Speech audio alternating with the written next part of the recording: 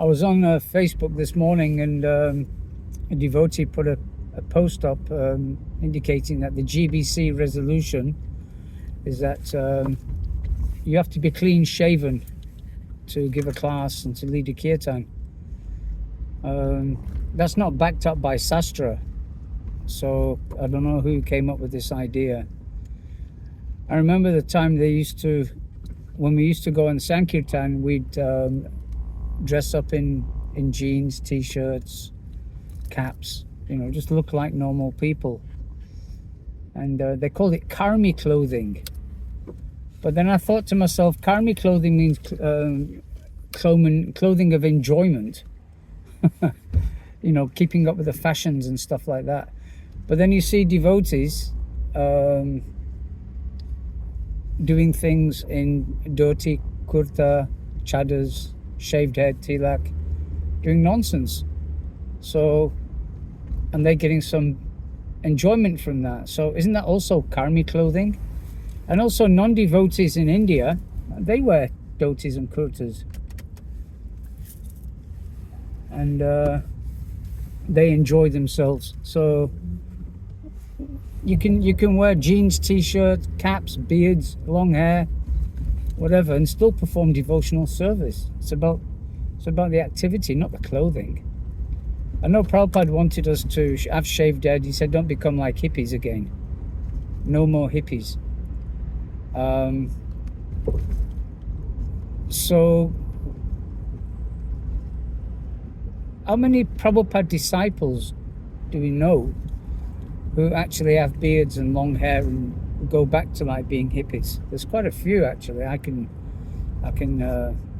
remember, but they're still very nice devotees. So, but I mean, if you're out there frontline preaching,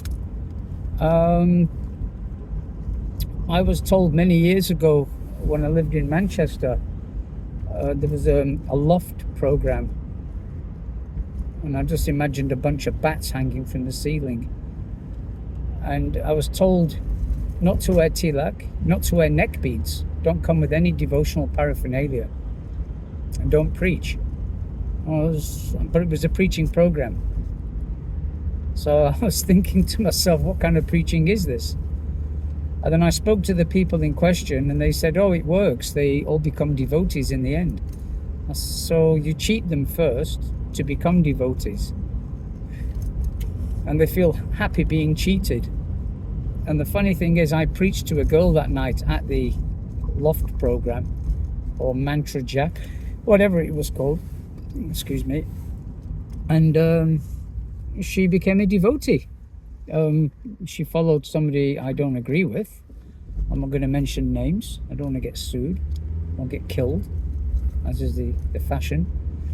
Yeah, and she joined that group from New Zealand. Oops, did I let it slip? Yeah, so where's the line drawn? Time, place, and circumstance.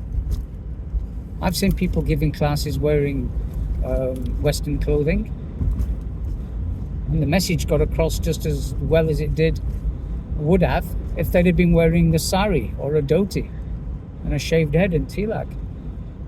I sometimes preach at work, and look how I'm dressed. I look like a red devil. So it doesn't matter what you look like, it's how you portray yourself and how you speak. I just thought I'd put that out there.